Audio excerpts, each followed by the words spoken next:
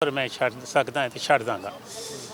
लेकिन उस तो बाद असी कोशिश की बहुत ज़्यादा दोबारा महीने के बाद असी कोशिश करन लग पे भी सानू इंटरव्यू का टाइम दिओ लेकिन वो अज तक जिहड़ा है अज उसनूं फल लगा है, नहीं तो पहले सानू कोई टाइम नहीं मिलता रहा।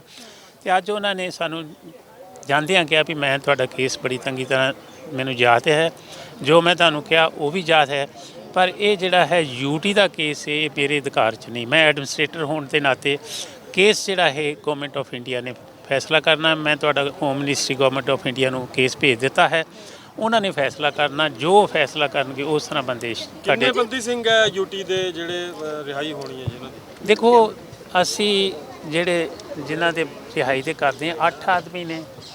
हाँ जी, 3 तो बिल्कुल जिहड़े ने जिन्हां दी कोई मुश्किल नहीं, जिन्हां ते कोई केस भी नहीं इस वेले तक हैगा। जिस तरह है गुरमीत सिंह हो गया, लखविंदर सिंह हो गया तो शमशेर सिंह हो गया, वो बिल्कुल इसे केस उन्हों का ट्रायल होया तो इस उन्हों की कन्विक्शन हुई है। वो पिछले 5-6 साल तो लगातार हर साल च 2-2 3-3 4-4 दफ़ा पैरोल ते जाते हैं, वापस आते हैं। तो आ जो कोविड पीरियड रहा वो 6-6 महीने वो उत्थे बाहर रह के आए हैं as per policy of the government. उन्हों का कंडक्ट जोड़ा वो कोई किंतु परंतु नहीं हो सकता भी उन्हों का जेल भी कंडक्ट बहुत वधिया है। वो जो पैरोल ते जाते फिर वापस आते हैं, पैरोल तदे रही आई मिलती उन्होंने भी जो उन्हों कंडक्ट अच्छा है, बाहर भी तो अंदर भी। उन्हों का असी बिल्कुल गवर्नर साहब को कहते सी भी उन्होंने तो छड्डनी चाहिए, तुहानूं 26 साल बहुत वड्डी पीरियड है तो उन्होंने छड्डो। तो उन्होंने गल इत्थे आन के मुका दी भी मेरे अधिकार तो बाहर है, लीगली मैं नहीं कुछ इस कर सकता, इस करके मैं केस जो गवर्नमेंट ऑफ इंडिया को भेज दिता है। असी कोशिश करांगे हुण गवर्नमेंट ऑफ इंडिया ने जगतार सिंह हवारा भी इसे 8 विच ने 8 चाहते हैं, पर वो असी अजे पिछे पा रहे सी भी उन्होंने केस चलते हैं। जगतार सिंह हवारा तो केस चलता है, 1-2 केस रहिंदे ने, बाकी तो सारे मुक के बरी हो गए हैं। खैर उन्होंने तो जी पचीदा है मामला, इन्होंने 3 लोगों का कोई पचीदा नहीं। जिस तरह मैं दसिया शमशेर सिंह, लखविंदर सिंह तो गुरमीत सिंह, ये इन्हों की सज़ा भी 120 बीच हुई है, कॉन्सपीरेसी डायरैक्ट तो इनवॉल्व नहीं सी। सो इन्हों की असी ज़्यादा पैरवी करते भी इन्हों एकदम छड्डना चाहिए। बाकी तो जोड़े वेखांगे की करना है।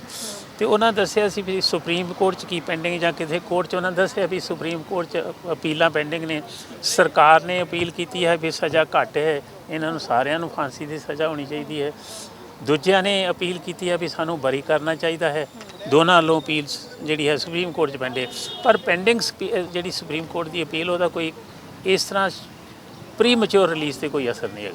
जैल साहब पिछली मीटिंग ते अज वाली मीटिंग च की फर्क देखा जी? उदों प्रैशर बिल्डअप किया सीगा, लग रहा सी भी दिनां दे विच ही मुद्दा सॉल्व हो जाएगा। नहीं देखो दिन काफ़ी हो गए दिन अज किवें दा एटीट्यूड लग्या? नहीं एटीट्यूड तो उन्हें जाके ही दस दिता भी मेरे अधिकार च हुंदा मैं छड्ड दिंदा। मैं पर ये गल पिछली बारी क्यों नहीं कही गई जी? उदों तो बड़े आश्वासन दिते सी। उन्होंने कहा भी मेरे को मतलब है भी मैनू ये पता नहीं सी भी ये अधिकार जो है गवर्नमेंट ऑफ इंडिया का, इस करके मैं तुहानूं कहा जरूर है पर वो मेरे बस तो बाहर है। मेरी अगली तो मैडम असी हुण दिल्ली का कोई राह फड़कांगे, चाहे अपनी ऑर्गेनाइजेशन नाल सलाह करांगे भी अगे की कदम पुट्टने चाहिए, फिर तुहानूं उस जो कदम पुट्टने होए कि तुहानूं दसते रहांगे जी। इस वेले तो फॉर दी टाइम बीइंग असी गवर्नर को जो हो के आए हैं तुहानूं दस दिता। साडे जिहड़े बाकी दे सज्जन ने उन्होंने दसांगे, उन्हां नाल बैठ के सलाह करांगे की होना चाहिए। जैल साहब किन्ने ने एग्जैक्टली मतलब जिहड़े साफ तौर ते तुहानूं लगदा भी उन्हां नूं रिहा कर देना चाहिए है? बेनती मैं तुहानूं दस्सिया गुरमीत सिंह, लखविंदर सिंह तो शमशेर सिंह जिहड़ा है उन्हां दा कोई प्रॉब्लम नहीं, उन्हां ते कोई केस होर नहीं हैगी। वो पिछले 2016 तो लगभग पैरोल ते जा रहे हैं। हर साल 3-3 4-4 दफ़ा पैरोल रहिंदी है। कोविड पीरियड च वो 6-6 महीने बाहर रहे हैं। तो जिहड़ा अपना है पैरोल पीरियड जिहड़ा है वो जिहड़ा है पूरा करके तो फिर दोबारा जेल च आते रहे हैं। इसका मतलब उन्होंने पैरोल अगे तां ही मिलती जो उन्होंने कंडक्ट ठीक है, जेल च भी कंडक्ट ठीक है तो बाहर भी ठीक है, तदे पैरोल मिलती, उदा तो मिलती नहीं। जो पहली पैरोल तो ही कोई गड़बड़ करते हैं उत्थे जाके कोई उन्होंने होर कोई केस पै जाता है, चाहे कोई होर उन्होंने खिलाफ पुलिस की रिपोर्ट आती है तो उन्होंने पैरोल अगे नहीं मिलेगी। लेकिन इस तरह का कोई नहीं। आ हुणे जिहड़ा है गुरमीत सिंह ते शमशेर सिंह अजे हफ्ता 10 दिन ही हो गया वो दोबारा सरेंडर किया है उन्होंने। कोविड पीरियड तो 6 महीने तो लगभग वो बाहर सी। सो इस तरह का मामला है। गवर्नर साहब के जिहड़े अधिकार के अनुसार जिहड़ा इस वेले है जिथे स्थिति है, जो अज उन्होंने ਕਹਿਣ ਤੇ ਇਹ ਗੱਲ ਹੈ। ਪ੍ਰੋਫੈਸਰ ਭੁੱਲਰ ਦੀ ਉਹਨਾਂ ਰਿਹਾਈ ਨੂੰ ਲੈ ਕੇ ਵੀ ਜਿਹੜਾ ਆਮ ਆਦਮੀ ਪਾਰਟੀ ਦੇ ਨਾਲ ਜੋ ਕੁਝ ਵੀ ਚੱਲ ਰਿਹਾ ਸੀਗਾ, ਹੁਣ ਸਰਕਾਰ ਉਹਨਾਂ ਦੀ ਹੈ ਪੰਜਾਬ 'ਚ ਜੀ, ਕੋਈ ਦੁਬਾਰਾ ਮੁਲਾਕਾਤ ਕਰਨ ਦੇ ਕੋਈ ਹੈ ਇਰਾਦਾ? ਦੇਖੋ ਕੋਸ਼ਿਸ਼ ਤਾਂ ਬਹੁਤ, ਤੁਹਾਨੂੰ ਪਤਾ ਪੰਜਾਬ ਦੇ ਵਿੱਚ ਬਹੁਤ ਥਾਈਂ ਜਿਹੜੇ ਹੈ ਇਹ ਕਈ ਸੰਸਥਾਵਾਂ ਜਿਹੜੀਆਂ ਇਸ 'ਤੇ ਜਿਹੜੀਆਂ ਕਹਿ ਰਹੀਆਂ ਨੇ ਵੀ ਜਿਹੜੇ ਬੰਦੀ ਸਿੰਘ ਨੇ ਉਹਨਾਂ ਨੂੰ ਰਿਹਾ ਕਰੋ। ਦਵਿੰਦਰ ਸਿੰਘ ਭੁੱਲਰ ਦਾ ਜਿਹੜਾ ਕੇਸ ਹੈ ਉਹ ਸਜ਼ਾ ਹੋਈ ਦਿੱਲੀ ਸਰਕਾਰ ਵੱਲੋਂ, ਦਿੱਲੀ ਦਾ ਕੇਸ ਸੀ। ਸੋ ਦਿੱਲੀ ਦੇ ਸਿਸਟਮ 'ਚ ਜਾਣ ਕੇ ਉਹਦੀ ਜਿਹੜੀ ਰਿਲੀਜ਼ ਹੋਣੀ ਆ, ਉਹ ਜੇਲ੍ਹ ਜਿਹੜਾ ਮਹਿਕਮਾ ਹੈ ਜਾਂ ਪਤਾ ਨਹੀਂ ਹੁਣ ਉਹਦੇ 'ਚ ਹੋਮ ਮਿਨਿਸਟਰੀ ਦੀ ਕੀ ਇਨਵੋਲਵਮੈਂਟ ਹੈ, ਗਵਰਨਮੈਂਟ ਆਫ ਇੰਡੀਆ ਦੀ, ਉਹਨਾਂ ਦੇ ਨਾਤੇ ਜਿਹੜਾ ਹੈ ਉਹ ਛੱਡਣਗੇ। ਵੈਸੇ ਤਾਂ ਉਹਨਾਂ ਨੇ ਪਾਲਿਸੀ ਮੈਟਰ 'ਚ ਪਹਿਲੇ ਪਾਤਸ਼ਾਹ ਦੇ ਜਿਹੜੇ 550 ਦਾ ਉਸਤਵ ਸੀ ਉਹਦੇ ਵਿੱਚ ਉਹਨਾਂ ਕੋਲ ਸਾਡੇ ਕੋਲ ਚਿੱਠੀਆਂ ਹੈਗੀਆਂ ਜਿਹਦੇ 'ਚ ਦਵਿੰਦਰਪਾਲ ਸਿੰਘ ਭੁੱਲਰ ਦਾ ਨਾਂ ਲਿਖਿਆ ਗਿਆ ਵੀ ਇਹਨੂੰ ਛੱਡਣਾ ਹੈ। ਲੇਕਿਨ ਉਸ ਤੋਂ ਬਾਅਦ ਕੀ ਗੜਬੜ ਹੋਈ ਹੈ ਇਹ ਪਤਾ ਨਹੀਂ ਲੱਗਦਾ। ਇੱਕ ਗੜਬੜ ਤਾਂ ਹੋਈ ਸੀ ਤੇ ਉਹ ਮਨਿੰਦਰਜੀਤ ਸਿੰਘ ਬਿੱਟਾ ਨੇ ਰਿਟ ਕਰ ਦਿੱਤੀ ਸੀ ਸੁਪਰੀਮ ਕੋਰਟ 'ਚ, ਸੁਪਰੀਮ ਕੋਰਟ ਨੇ ਸਟੇ ਦਿੱਤੀ ਸੀ, ਉਹ ਰਿਟ ਵੀ ਖਾਰਜ ਹੋ ਗਈ ਹੈ। ਖਾਰਜ ਹੋਣ ਤੋਂ ਬਾਅਦ ਗਵਰਨਮੈਂਟ ਆਫ ਇੰਡੀਆ ਦੇ ਕੋਲ ਇਹ ਫੈਸਲਾ ਪਿਆ ਜਿਹੜਾ ਕਿ ਉਹਨਾਂ ਨੂੰ ਫੈਸਲਾ ਕਰਨਾ ਚਾਹੀਦਾ। ਜਦੋਂ ਇੱਕ ਦਫਾ ਉਹਨਾਂ ਨੇ ਫੈਸਲਾ ਲੈ ਲਿਆ, ਕਾਗਜ਼ੀ ਸਾਰੀਆਂ ਗੱਲਾਂ ਹੋ ਗਈਆਂ ਨੇ, ਇਹ ਨੋਟੀਫਾਈ ਹੋ ਗਿਆ ਵੀ ਉਹਨੂੰ ਛੱਡਣਾ, ਤੇ ਫਿਰ ਛੱਡਣਾ ਨਾ ਛੱਡਣਾ ਤੇ ਬਹੁਤ ਵੱਡੀ ਇੱਕ ਗੈਰ ਕਾਨੂੰਨੀ ਹੈ। ਇਸ ਤਰ੍ਹਾਂ ਨਹੀਂ ਹੋਣਾ ਚਾਹੀਦਾ। ਲੋਕਾਂ ਦਾ ਦਿੱਲੀ ਸਰਕਾਰ ਦਾ ਮੰਨਦੇ ਹੋ ਦੋਸ਼ ਕਿ ਉਹ ਨਹੀਂ ਛੱਡ ਰਹੇ? ਸੈਂਟੈਂਸ ਵੀ ਮੀਟਿੰਗ ਕਹਿ ਰਹੇ ਸੀ ਕੇਜਰੀਵਾਲ ਨੇ ਕੀਤੀ ਆ, ਉਹਦੇ ਵਿੱਚ ਪਤਾ ਲੱਗਿਆ ਕੀ ਕੁਝ ਨਿਕਲ ਕੇ ਸਾਹਮਣੇ ਆਇਆ?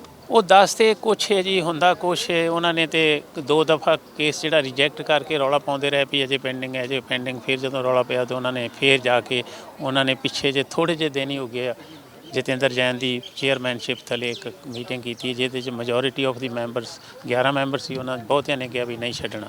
ਜਦੋਂ ਗਵਰਨਮੈਂਟ ਆਫ ਇੰਡੀਆ ਨੇ ਫੈਸਲਾ ਕਰ ਲਿਆ ਫਿਰ ਨਵੀਂ ਕਮੇਟੀ ਬਣਾਉਣ ਦੀ ਤਾਂ ਲੋੜ ਹੀ ਨਹੀਂ ਸੀ ਉਹਨਾਂ ਨੂੰ। ਸਕਰੀਨਿੰਗ ਕਮੇਟੀ ਦੀ ਕੀ ਲੋੜ ਸੀ ਉਹਨਾਂ ਨੂੰ? ਗਵਰਨਮੈਂਟ ਆਫ ਇੰਡੀਆ ਤੋਂ ਹੋਰ ਵੱਡੀ ਕਿਹੜੀ ਕਮੇਟੀ ਹੋ ਸਕਦੀ ਆ? ਗਵਰਨਮੈਂਟ ਆਫ ਇੰਡੀਆ ਦਾ ਜਿਹੜਾ ਲੈਵਲ ਹੈ ਹੋਮ ਮਿਨਿਸਟਰ ਜਿਹੜਾ ਫੈਸਲਾ ਕਰੇਗਾ, ਉਹ ਜਾਂ ਸੈਕਟਰੀ ਜਿਹੜੇ ਉਹ ਕਰਨਗੇ। ਹੁਣ ਉਹਦੇ ਬਦਲੇ ਜੇ ਉਹ ਫੈਸਲਾ ਕਰਦੇ ਵੀ ਇਹਨੂੰ ਛੱਡਣਾ ਹੈ, ਉਹਨਾਂ ਨੇ ਪਾਲਿਸੀ ਮੈਟਰ ਦੇ ਤੌਰ 'ਤੇ ਫੜ ਲਿਆ, ਤੇ ਫਿਰ ਜਤਿੰਦਰ ਜੈਨ ਵਾਲੀ ਕਮੇਟੀ ਤੇ ਜਿਹੜੀ ਹੈ ਫਜ਼ੂਲ ਹੈ, ਜਾਣਬੁੱਝ ਕੇ ਉਸ ਬੰਦੇ ਨੂੰ ਅੰਦਰ ਰੱਖਣ ਲਈ ਇਸ ਤਰ੍ਹਾਂ ਕਰ ਰਹੇ, ਨਹੀਂ ਕਰਨਾ ਚਾਹੀਦਾ। ਪੰਜਾਬ ਦੇ ਰਾਜ ਸਭਾ ਮੈਂਬਰਾਂ ਨਾਲ ਗੱਲਬਾਤ ਕਰੋਗੇ ਇਸ ਬਾਬਤ ਜਿਹੜੇ ਨਵੇਂ ਬਣੇ ਹੋਏ ਉਹਨਾਂ ਦੀ ਸਰਕਾਰ ਆ? ਦੇਖੋ ਬੇਨਤੀ ਹੈ ਉਹ ਵੀ ਪੰਜਾਬ 'ਚੋਂ, ਜੇ ਤੁਸੀਂ ਇਹ ਗੱਲ ਕਰ ਦਿੱਤੀ ਹੈ ਤਾਂ ਉਹ ਪੰਜਾਬ 'ਚੋਂ ਗਏ, ਉਹ ਖੁਦ ਹੀ ਕਿਉਂ ਨਹੀਂ ਗੱਲ ਕਰ ਲੈਂਦੇ? ਹੁਣ ਦੇਖੋ ਨਾ, ਸਾਡੀ ਵੀ ਕੋਈ ਲਿਮੀਟੇਸ਼ਨ ਹੈ, ਸਾਡੇ ਵੀ ਕੋਈ ਸੋਰਸਿਸ ਨੇ, ਸਾਡੀ ਵੀ ਕੋਈ ਆਲੇ ਦੁਆਲੇ ਘੁੰਮਣ ਦੀ ਜਿਹੜੀ ਹੈ ਕੋਈ ਮਜਬੂਰੀ ਹੈ। ਉਹ ਖੁਦ ਹੀ ਇਸ ਮਾਮਲੇ 'ਚ ਬਾਕੀ ਦੇ ਸਿਸਟਮ ਦੇ ਵਿੱਚ ਸਾਰੀਆਂ ਗੱਲਾਂ ਆਉਂਦੀਆਂ ਨੇ ਤੇ ਉਹਨਾਂ ਨੂੰ ਖੁਦ ਹੀ ਲੈਣਾ ਚਾਹੀਦਾ। ਜਿਸ ਤਰ੍ਹਾਂ ਤੁਸੀਂ ਹੈਰਾਨ ਰਹਿ ਜਾਓਗੇ ਵੀ ਕੀ ਕਾਨੂੰਨ ਦੀਆਂ ਇੱਥੇ ਧੱਜੀਆਂ ਉੱਡ ਰਹੀਆਂ। ਇੱਕ ਕੇਸ ਦੇ ਵਿੱਚ 302 'ਚ ਸਜ਼ਾ ਹੋਈ ਹੈ, ਉਮਰ ਕੈਦ ਹੋਈ ਹੈ, ਪੰਜਾਬ ਦੀ ਕੋਰਟ ਨੇ ਕੀਤੀ ਹੈ।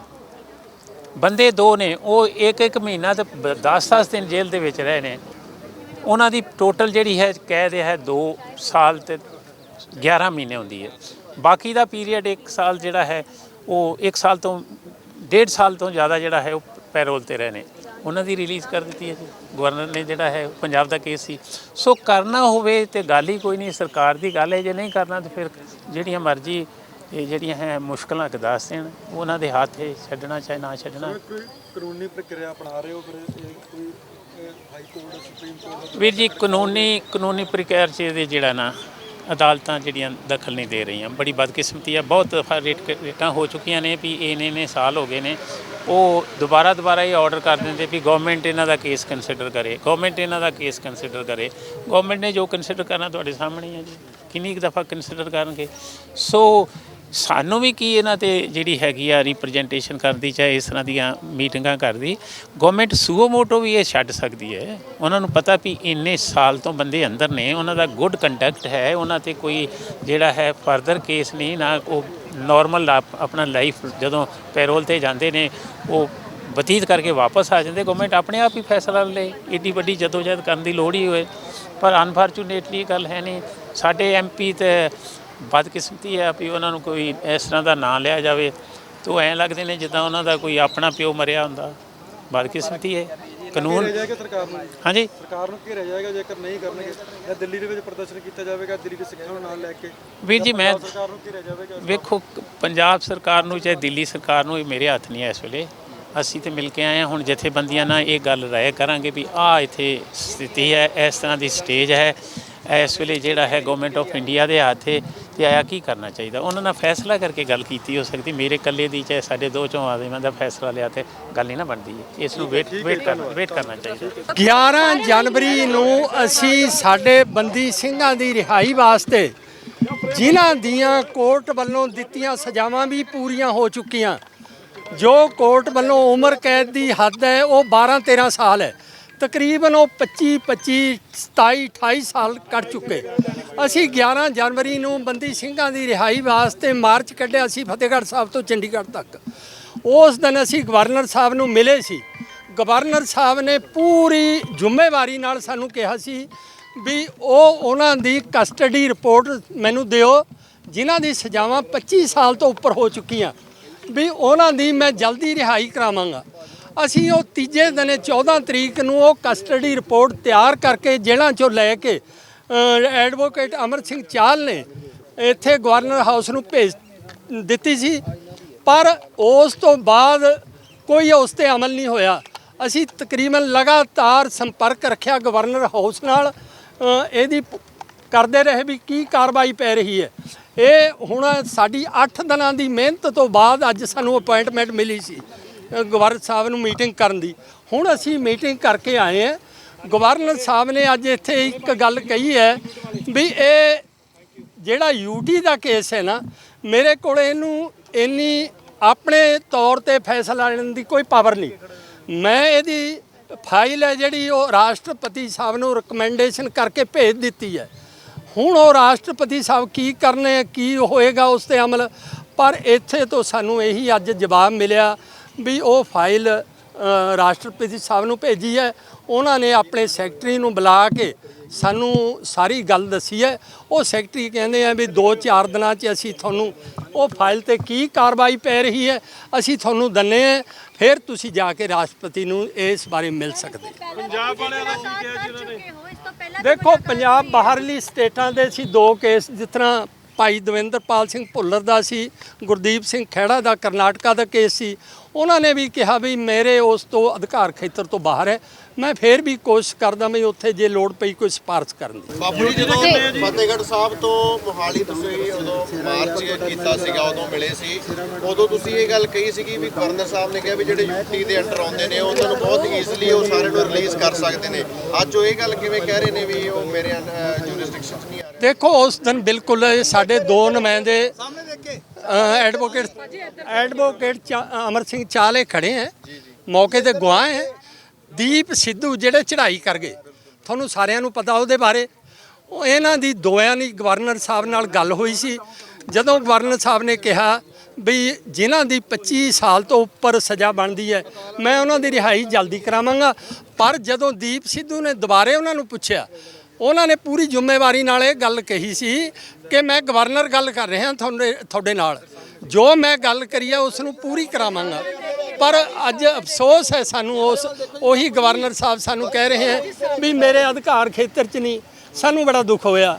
ਦੇਖੋ, ਇਹ ਸਿੱਖਾਂ ਨਾਲ ਜਿਹੜਾ ਅਨਿਆਂ ਹੈ, ਸਾਨੂੰ ਇਨਸਾਫ ਨਹੀਂ ਮਿਲ ਰਿਹਾ। ਅਸੀਂ ਇਨਸਾਫ ਵਾਸਤੇ ਇੱਥੇ ਗਵਰਨਰ ਸਾਹਿਬ ਤੱਕ ਗੁਹਾਰ ਕੀਤੀ ਸੀ, ਪਰ ਅੱਜ ਨਿਰਾਸ਼ਾ ਪੱਲੇ ਪਈ ਹੈ। ਪਰ ਫਿਰ ਵੀ ਉਹਨਾਂ ਨੇ ਕਿਹਾ ਵੀ ਮੈਂ ਰਿਕਮੈਂਡੇਸ਼ਨ ਕਰਕੇ ਭੇਜੀ ਹੈ, ਚਲੋ ਕੀ ਹੱਕ 'ਚ ਕਰੀਏ ਕੀ ਨਹੀਂ ਉੱਥੇ ਪਤਾ ਕਰਦੇ ਹਾਂ। ਇਹ ਜਿਹੜਾ ਸਾਡਾ ਬੰਦੀ ਸਿੰਘਾਂ ਦੀ ਰਿਹਾਈ ਦਾ ਪ੍ਰੋਗਰਾਮ ਹੈ, ਅਗਲੇ ਦਿਨਾਂ 'ਚ ਅਸੀਂ ਤਕੜਾ ਕੋਈ ਪ੍ਰੋਗਰਾਮ ਲੀਕ ਕੇ ਇਹ ਤੁਹਾਡੇ ਸਾਹਮਣੇ ਲਿਆਵਾਂਗੇ।